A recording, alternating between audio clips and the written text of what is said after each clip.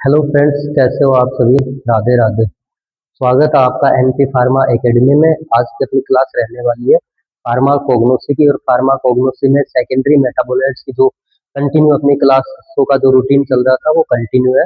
Alkaloids complete हो गए थे। एल्कलॉइड्स के बाद में ग्लाइकोसाइड, और ग्लाइकोसाइड के बाद में आप डिस्कस करेंगे टर्पेनोइड्स के बारे में, क्योंकि जो ये तीनों टॉपिक है एल्कलॉइड, ग्लाइकोसाइड और टर्पेनोइड, ये सेकेंडरी मेटाबोलाइट से रिलेटेड है, और तीनों का जो कंटेंट है वो थोड़ा थोड़ा एक दूसरे से कोरिलेट करता है। तो तीनों को एक साथ पढ़ोगे आप तो अच्छा बेटर समझ में आएगा। तो टर्पेनोइड्स क्या होते हैं? टर्पेनोइड्स फाइटो कॉन्स्टिट्यूएंट होते हैं प्लांट के। फाइटो का मतलब प्लांट, कॉन्स्टिट्यूएंट का मतलब कॉन्स्टिट्यूएंट, कि प्लांट के ही केमिकल कॉन्स्टिट्यूएंट होते हैं, प्लांट के ही पार्ट होते हैं टर्पेनोइड्स। बट जो टर्पेनोइड्स है, प्रॉपर्टीज की बात करें तो वोलेटाइल नेचर के होते हैं टर्पेनोइड्स।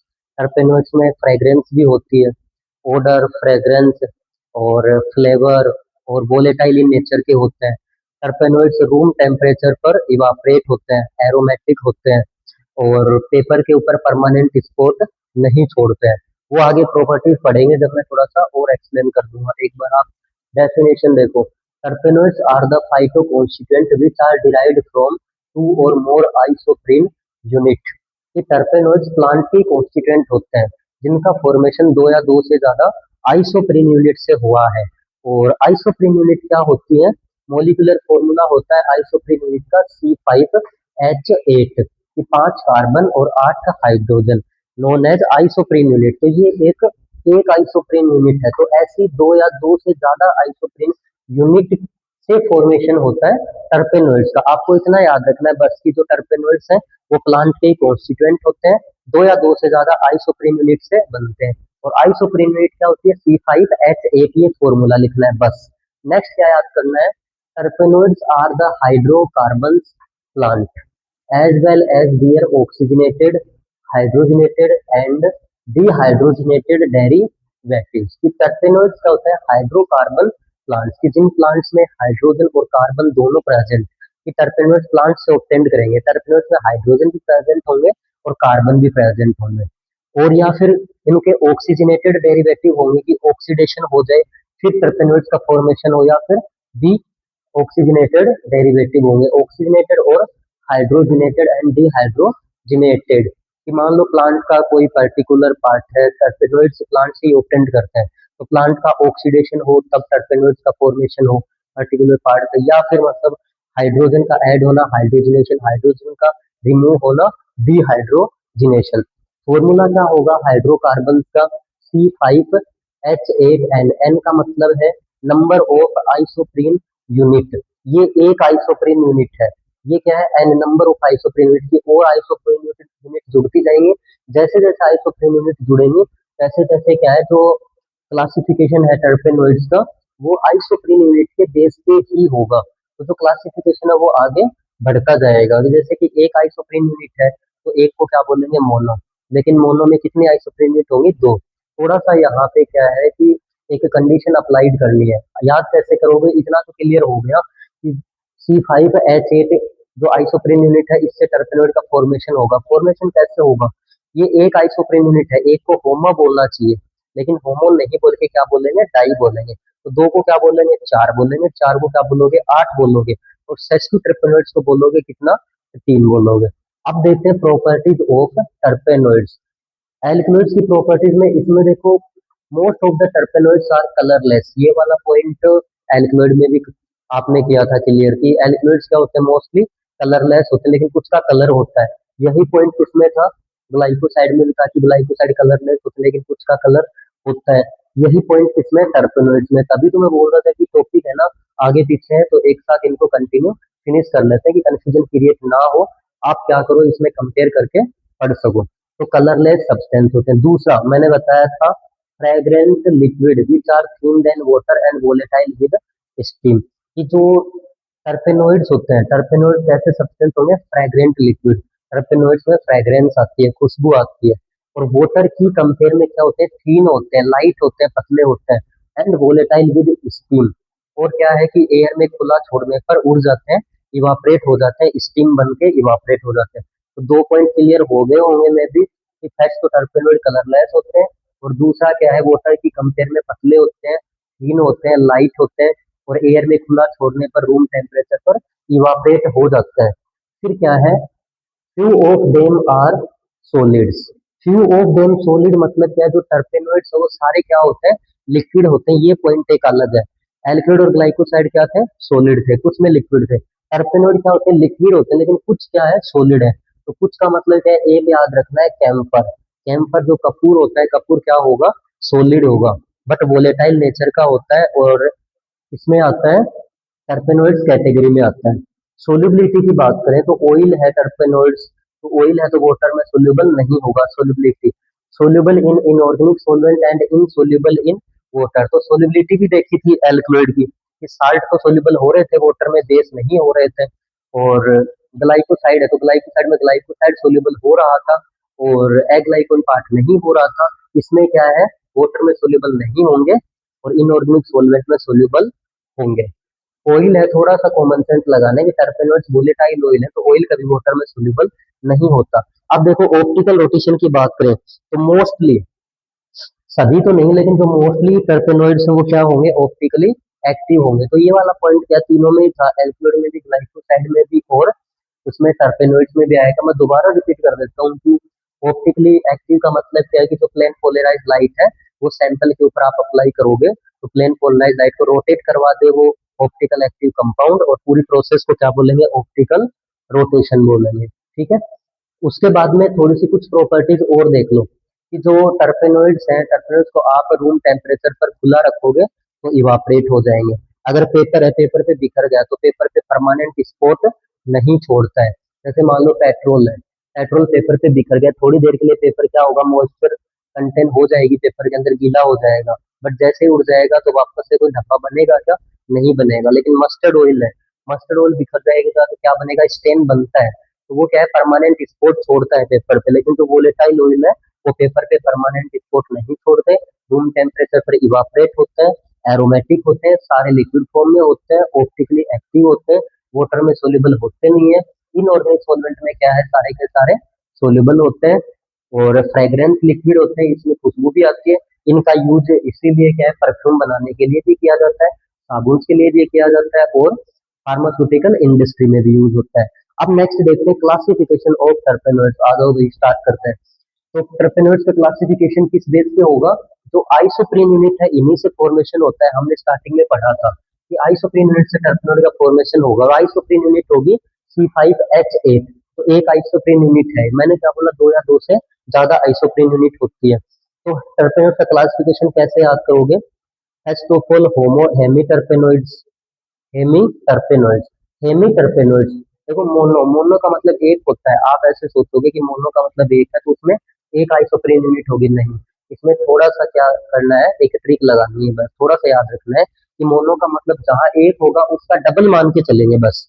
अब देखो मोनो के सामने लिखना चाहिए था C5H8, कि भाई एक आइसोप्रीन यूनिट है, बट ये कहाँ लिखा होगा, आइसोप्रीन यूनिट। कितनी आइसोप्रीन यूनिट है ये भी साथ साथ याद करते जाओ, क्लासिफिकेशन भी पढ़ो, और साथ साथ ये भी याद करो कि कौन से टर्पेनोइड में कितनी आइसोप्रीन यूनिट है। हेमी टर्पेनोइड्स, तो हेमी टर्पेनोइड्स में एक आइसोप्रीन यूनिट होगी। एक आइसोप्रीन यूनिट का फॉर्मूला क्या है, C5H8, एक आइसोप्रीन यूनिट C5H8। अब हेमी के बाद आता है मोनो। अब देखो मोनो से आप सोचोगे कि मोनो का मतलब तो एक होता है, बट एक नहीं होगी, डबल मान के चलेंगे। तो मोनो में कितनी होगी, डबल, तो C का 10 हो जाएगा और CH16 हो जाएगा। अब इनकी आपको थ्योरी भी लिखनी होगी, तो थ्योरी कैसे लिखोगे आप, कि hemi terpenoids are C5 compound, 5 carbon का आप लिख सकते हो कि हेमी टर्पेनोइड्स आर क्या है, C5 compound, also known as C5 compound, because one isoprene unit present in this, क्योंकि हेमी टर्पेनोइड्स के अंदर एक आइसोप्रीन यूनिट होती है, इसलिए इनका फॉर्मूला एक आइसोप्रीन का C5H8 है। तो इसको क्या बोल सकते हैं, 5 कार्बन कंपाउंड बोल सकते हैं। ठीक है। अब उसके बाद में मोनो, मोनो को क्या बोलोगे आप, दो आइसोप्रीन यूनिट है तो C10 कंपाउंड बोल सकते हैं, कि बिकॉज क्योंकि इसके अंदर क्या है, कितनी आइसोप्रीन यूनिट होंगी, दो आइसोप्रीन यूनिट होंगी, और इसका फॉर्मूला C10H16 है, तो इसलिए इसको क्या बोलोगे, C10 कंपाउंड बोल सकते हो। फिर उसके बाद आता है सेस्क्यू टर्पेनोइड्स। अब सेस्क्यू टर्पेनोइड्स में कितनी होती है, तीन होती है। तो तीन होती है, तो यहाँ पे देखो एक का डबल कितना हो गया, दो। पर अगर यहाँ पे डाई होता तो दो का चार कर देते, डबल कर देते, लेकिन तीन है तो क्या होगा, डबल नहीं होगा, यहाँ क्या होगा, ये वन और हाफ होगा। तो 10 है तो 10 में कितनी जुड़ेंगी, ये 2 थे ना, तो 2 में अगर 10 है तो 4 की बात आती तो 20 कर देते हैं, लेकिन 4 नहीं है, 3 है, 2 में 10 है, 1 में 5 है, 2 में 10 है, तो सीधी सी बात है 3 में कितने होंगे, 15 होंगे, और 8, 16 और 24 यहाँ पे कितने आएंगे, 24 आएंगे। अब देखो डाई ट्रिपल, डाई का मतलब 2 होगा, तो 2 की जगह पे कितने लिखेंगे, डबल 4, तो 4 तो 2 का डबल है तो 2 के ये है तो इसको डबल कर दोगे तो कितना आ जाएगा, 10 की जगह 20 आ जाएगा, 20 आ जाएगा, 16 की जगह 32 आ जाएगा। अब देखो ट्राई, ट्राई का मतलब 3 होगा तो डबल कर देंगे 6, तो 3 का तो 15 था ना, तो 15 के डबल कितने हो गए, 30 हो गए, तो H48, तो इसके फॉर्मूले भी याद करने हैं, साथ साथ कितनी आइसोप्रीन यूनिट है ये भी याद करनी है।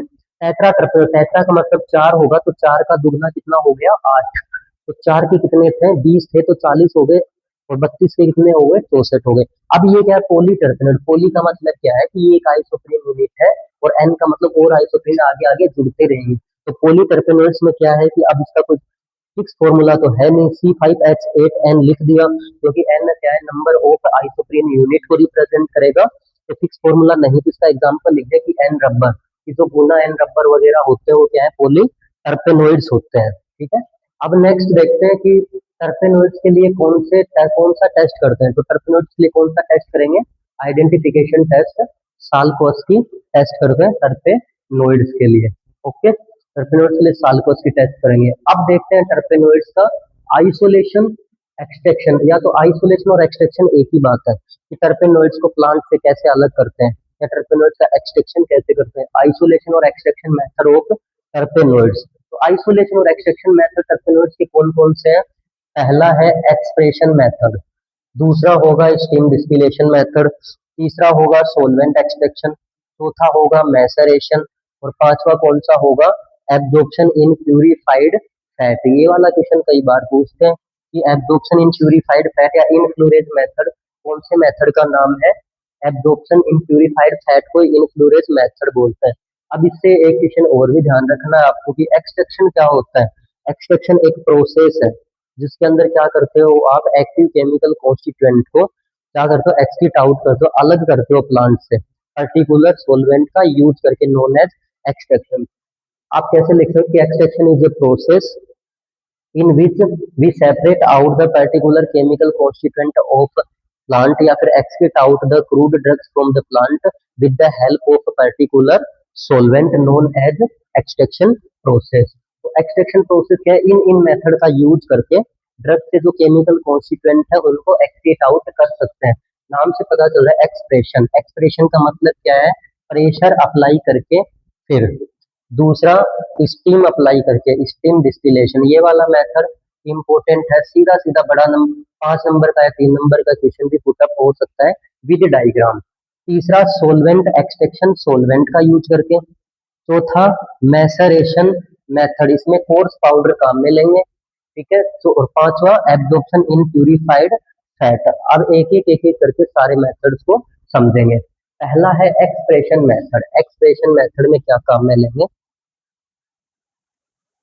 प्रेशर अप्लाई करेंगे एक्सप्रेशन मेथड के अंदर, प्रेशर अप्लाई करके फिर एक्सट्रैक्शन करेंगे। कि मान लो जैसे कि लेमन है, लेमन का जूस निकालना है आपको, क्या करते हो आप, सबसे पहले इसके सामने लिखते हैं convert into small pieces, lemon को पहले छोटे छोटे पीस में कन्वर्ट करोगे, कन्वर्ट करने के बाद फिर क्या है, प्रेस करके उसका जूस निकालोगे आप, है ना, तो जूस में कन्वर्ट करोगे। तो कौन से टाइप का मेथड है ये, एक्सप्रेशन मेथड। तो एक्सप्रेशन मेथड में क्या करना है, कन्वर्ट इनटू स्मॉल पीसेस, की जो भी ड्रग है जिसका एक्सट्रैक्शन करना है आपको, प्लांट से अलग करनी है जिस ड्रग को, उस ड्रग को छोटे छोटे जो पीसेस हैं उन छोटे छोटे पीसेस के अंदर कन्वर्ट करोगे पहले, फिर छोटे छोटे पीसेस में कन्वर्ट करने के बाद में पर्टिकुलर अपरेटस का यूज करके और प्रेशर लगा करके, और फिर उसको किसमें कन्वर्ट करोगे, जूस के अंदर कन्वर्ट करोगे, नोन एज एक्सप्रेशन मेथड। तो एक तो ये मेथड हो गया कि ड्रग को एक्सक्रीट आउट करने का, एग्जाम्पल मैंने लेमन से समझा दिया है आपको। दूसरा कौन सा मेथड है, steam distillation method, apply the steam in material. इसमें क्या करना है, प्लांट का मटेरियल लेना है और उस मटेरियल में स्टीम अप्लाई करवानी है, फिर क्या करेंगे, एक्सट्रैक्शन करेंगे। तो स्टीम डिस्टिलेशन इंपॉर्टेंट मेथड है एग्जाम के पॉइंट ऑफ व्यू से। तो इस मेथड में क्या होता है, एक अपरेटस होगा, उस अपरेटस में क्या है, आप सबसे पहले तो सैंपल होल्डर है, वहां जो आप जिस ड्रग का आपको एक्सट्रैक्शन करना है उस ड्रग का आपको क्या रखना है, पाउडर रखोगे। फिर उस ड्रग का पाउडर रखने के बाद में उस ड्रग के अंदर क्या करोगे आप, apply the steam, steam apply करोगे। नीचे से क्या है, डायरेक्ट हीट नहीं करना है, स्टीम अप्लाई करवानी है नीचे से, हॉट स्टीम। जैसे ही आप स्टीम अप्लाई करवाओगे तो उसमें क्या होगा कि जो ड्रग के अंदर, क्योंकि टर्पेनोइड्स है और टर्पेनोइड्स में क्या होगा, वोलेटाइल नेचर के होते हैं, तो ड्रग के अंदर जो वोलेटाइल नेचर के केमिकल कॉन्स्टिट्यूएंट है वो स्टीम के साथ ऊपर क्या होंगे, इवापरेट होंगे। और इवापरेट होंगे तो स्टीम अप्लाई करो तो जो वाटर वगैरह जो सोलवेंट यूज में लिया था वो भी मिक्स हो जाएगा, और जो ड्रग के अंदर वोलेटाइल ऑयल है वो भी मिक्स हो जाएंगे। फिर इसी डायग्राम के तीन चार पार्ट है, इसमें क्या लगा होता है, सैंपल होल्डर के बाद में एक क्या लगा होगा, स्टीम डिस्टिलेशन के बाद में एक सेपरेटर होता है, और सेपरेटर के बाद में क्या लगा होगा, इसमें एक कंडेंसर लगा होता है पहले। तो कंडेंसर में है ना, इसका क्रूड ड्रग जाएगी, क्रूड ड्रग वोलेटाइल ऑयल जाएगा, साथ के साथ में क्या स्टीम अप्लाई की थी तो जो ऑयल वाटर प्रेजेंट था वो भी जाएगा, फिर दोनों चीज पहुंचेंगे कंडेंसर में। कंडेंसर में क्या होता है, ठंडा पानी भरा होता है। जैसे देखो अभी समर इसमें सर्दियों के अंदर आप देखते थे कि जो गर्म पानी करने वाला आता है उसमें आप गर्म पानी डालते हो, बीच में क्या रखते हो, आप हीट रखते हो, तो उसकी जो लेयर है, चादर है, वो क्या है, पतली चादर थी ना, जिसकी वजह से क्या है, हीट के कॉन्टेक्ट में आने से वाटर गर्म हो जाता है। ऐसे ही इसमें क्या है कि जो वोलेटाइल ऑयल और अपना जो वाटर इवापोरेट हुआ था ऊपर, इसमें उल्टा है, थोड़ा सा रिवर्स है। ऐसा ही एक चेम्बर होता है उसके जैसा, इसमें क्या है, ठंडा चिल्ड वाटर भरा होगा, तो उसके कॉन्टेक्ट में आने से है ना, ये जो स्टीम है, वाटर और जो स्टीम है, वो दोनों क्या हो जाएंगे, लिक्विड में कन्वर्ट हो जाएंगे। अब लिक्विड में कन्वर्ट हो जाएंगे, हमको चाहिए क्या, वोलेटाइल ऑयल चाहिए, वाटर की रिक्वायरमेंट नहीं है, वोलेटाइल ऑयल का एक्सट्रैक्शन करना है। ये मेथड सुटेबल किसके लिए है, वोलेटाइल सब्सटेंस के लिए बेस्ट सुटेबल मेथड है। तो उसके लिए आगे क्या लगा होता है, एक सेपरेटर लगा होता है। सेपरेटर क्या करेगा, ऑयल को वाटर से अलग कर देगा, और अलग करने के बाद आगे क्या लगा होगा, एक बीन लगा होगा, उसके अंदर उनको क्या कर लेंगे, कलेक्ट कर लेंगे, फिर डिफरेंट डिफरेंट प्रोसेस का यूज करके जो ऑयल है उसको प्यूरिफाई कर लेंगे, ठीक है।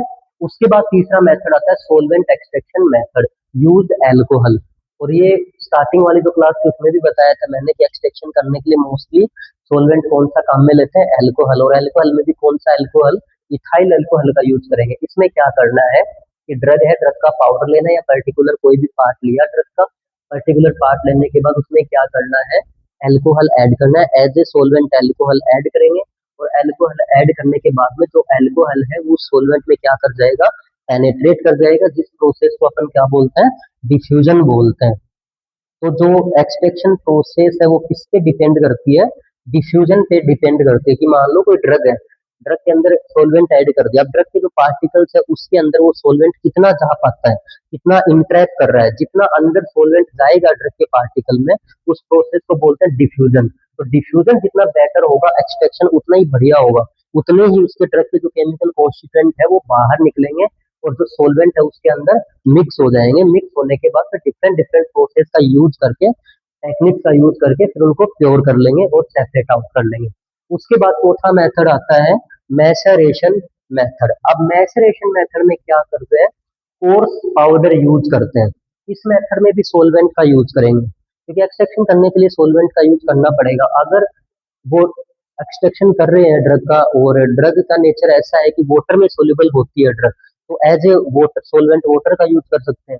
अगर ड्रग का नेचर ऐसा है कि वाटर में सोल्यूबल नहीं है ड्रग, तो क्या है, नॉन पोलर सोलवेंट का यूज करेंगे, एल्कोहल है, क्लोरोफॉर्म है, इनका यूज कर सकते हैं हम। तो मैसरेशन मेथड में क्या करना होगा, सबसे पहले जो ड्रग है उसको कोर्स पाउडर में कन्वर्ट करेंगे। कोर्स पाउडर का मतलब होगा कि जो पाउडर के पार्टिकल्स है वो थोड़े से बड़े रखने हैं, बिल्कुल फाइन पाउडर नहीं करना है, वेरी फाइन पाउडर में कन्वर्ट नहीं करना है, क्योंकि उसकी वजह से फिर वो पेस्ट टाइप में बन जाएगा, जो भी अपना सोलवेंट है वो उसमें इंट्रैक्टमेंट नहीं कर सकेगा।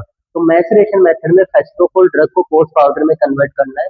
कोर्स पाउडर में कन्वर्ट करने के बाद दो सोलवेंट प्रीफरेबल सोलवेंट है, अगर ड्रग वाटर में सोल्यूबल होने वाली है तो वाटर सोलवेंट यूज करते हैं, अगर ड्रग क्या है, सोलवेंट होने वाली है किसमें, ऑयल में सोल्यूबल है, तो अल्कोहल का यूज करेंगे। अब इसमें क्या है, सोलवेंट यूज करके 1 वीक टाइम, 1 वीक तक इसको क्या कर देंगे, रख देंगे, 1 वीक तक इसको क्या करेंगे, रख देंगे, छोड़ देंगे, वो ऐड करके, और फिर कोई भी पोट है जिस बर्तन में रखा है उसको ढक के रख देंगे, और टाइम टाइम पे हर 1-2 दिन में क्या करना है, उसको मिक्स करना है, थोड़ा सा एजिट करते रहेंगे, जिससे कि जो सोलवेंट अच्छी तरीके से उसमें क्या हो जाए, मिक्स हो जाए।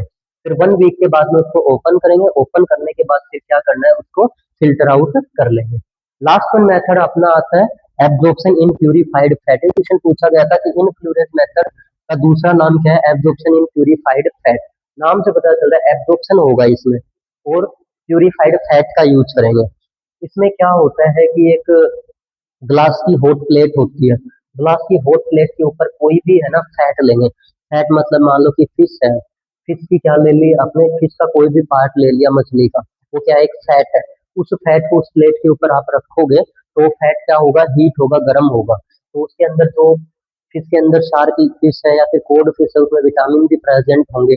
उसके साथ साथ एनिमल बॉडी है तो वाटर भी प्रेजेंट होगा, जाहिर सी बात है। वाटर के साथ उसमें ऑयल भी प्रेजेंट होंगे। ठीक है, तो वो ऑयल क्या होंगे? गर्म होगा। तो गर्म होने के बाद इसमें क्या करते हैं, एक एग्जांपल लेते हैं कि सपोज करो रोज है, रोज का क्या करना है? ऑयल बनाना है, गुलाब के फूल की पत्तियों का ऑयल बनाना है। तो उस फैट के ऊपर फिर क्या करेंगे? रोज की जो पत्तियां हैं वो बिछा देंगे, स्प्रेड कर देंगे, और स्प्रेड करेंगे तो रोज पेटल्स के अंदर जो रोज ऑयल था वो क्या हो जाएगा? उस फैट के थ्रू सोख लिया जाएगा। अब सोख लेने के बाद क्या करेंगे? उन पेटल्स को तो हटा देंगे और नई फ्रेश पेटल लगा देंगे। ऐसे प्रोसेस कंटिन्यू चलती रहेगी। फिर बाद में क्या है, देखो एब्जॉर्प्शन, कि जो रोज की पेटल थी उसमें जो भी ऑयल था उसको एब्जॉर्ब कर लिया, वाटर था तो वाटर को भी एब्जॉर्ब कर लिया। पहले से भी तो फैट के अंदर वाटर था, ऑयल था, वो भी उसमें एब्जॉर्ब है। तो उसके बाद में फिर क्या करेंगे? पुरानी पेटल हटा देंगे, नई पेटल बिछाते जाएंगे, और वो फैट क्या है? उसको सोखता जाएगा। अब क्या है, जो फैट है उस फैट के अंदर रोज का भी ऑयल आ गया, उस फैट के अंदर खुद का भी ऑयल है और वाटर भी है। हमको चाहिए क्या? वोलेटाइल ऑयल करना, रोज वाटर। तो इसलिए फिर क्या करेंगे? उस फैट है, उस फैट पे डिफरेंट डिफरेंट प्रोसेस या टेक्निक अप्लाई करके वाटर को अलग करेंगे और ऑयल को क्या कर लेंगे? अलग करेंगे। इसलिए इस मेथड को क्या बोलते हैं? एब्जॉर्प्शन इन प्यूरिफाइड फैट या फिर इनफ्लोरेज मेथड्स बोलते हैं। ठीक है, तो आज की अपनी क्लास थी कौन सी? टर्पेनोइड के रिगार्डिंग क्लास थी। तो मेरे अकॉर्डिंग मेरे को लग रहा है कि आपको समझ में आ गया होगा। तो टर्पेनोइड्स क्या होते हैं? आइसो, बस प्लांट के कॉन्स्टिट्यूएंट होते हैं। दो या दो से ज्यादा आइसोप्रीन यूनिट से इनका फॉर्मेशन होगा। सेकंड क्वेश्चन पुटअप होता है, फिर आइसोप्रीन यूनिट क्या होती है? तो आइसोप्रीन यूनिट क्या है? C5H8 आइसोप्रीन यूनिट है एक। बस इसी के बेस पे फिर इसका क्लासिफिकेशन हो जाएगा। या फिर आप ऐसे बोल सकते हो कि प्लांट के हाइड्रोजनेटेड, ऑक्सीजनेटेड या डीहाइड्रोजनेटेड डेरिवेटिव होते हैं। प्रॉपर्टी की बात करोगे तो कलरलेस होते हैं। उसके बाद में लिक्विड होते हैं, लिक्विड फॉर्म में, कुछ सॉलिड फॉर्म में होगा, एग्जांपल कैंपर। उसके बाद वाटर में सोल्यूबल है और वाटर में सोल्यूबल है नहीं।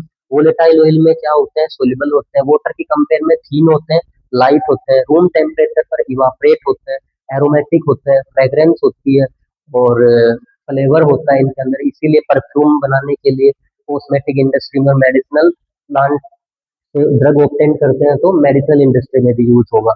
उसके बाद ऑप्टिकली एक्टिव भी होते हैं। टर्पेनोइड्स का क्लासिफिकेशन आइसोप्रीन यूनिट के बेस पे यहाँ पे कंडीशन इज अप्लाइड है कि जो एक होगा उसको हेमी बोलेंगे, एक होगा उसको हेमी बोलेंगे, बट एक का मतलब मोनो होता है, तो हर किसी का डबल करते जाएंगे। बस दो समझने हैं कि पोली वाले में कुछ नहीं आएगा, पोली वाले में तो रखना है C5H8 isoprene unit, number of isoprene unit n लगा देना है। इसमें फिर एग्जांपल लिख दो n रबर बस। फिर क्या करना है? एक हेमी वाले में एक आएगा, एक आइसोप्रीन यूनिट।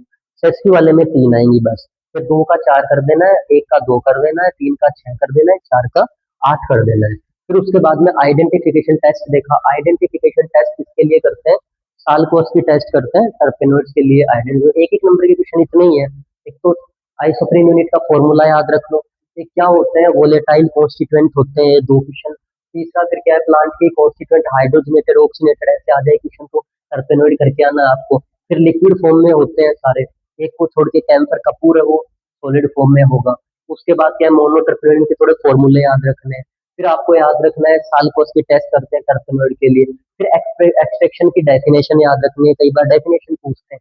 फिर एक्सट्रैक्शन प्रोसेस कौन कौन सी होंगी? ठीक है, तो एक्सट्रैक्शन प्रोसेस, एक्सप्रेशन मेथड, इसमें प्रेशर का यूज करेंगे। जिस भी ड्रग का एक्सट्रैक्शन करना है छोटे छोटे पीस कर लेने हैं, छोटे छोटे पीस करने के बाद प्रेशर अप्लाई करके एक्सट्रैक्शन कर लेना है बस। दूसरा स्टीम डिस्टिलेशन, स्टीम अप्लाई करके फिर एक्सट्रैक्शन करेंगे। इसके अंदर ड्रग के अंदर स्टीम प्रोवाइड करेंगे, ड्रग स्टीम के साथ इवापरेट होगी, इवापरेट होगी तो आगे कंडेंसर लगा होगा, कंडेंसर में वापस लिक्विड में कन्वर्ट हो जाएगी, और सेपरेटर में ऑयल और वाटर को अलग कर लेंगे। सोलवेंट एक्सट्रैक्शन, एल्कोहल का यूज करेंगे इसके अंदर, एल्कोहल का यूज करके और फिर कुछ टाइम के लिए रख देंगे, फिर इसका एक्सट्रैक्शन कर लेंगे।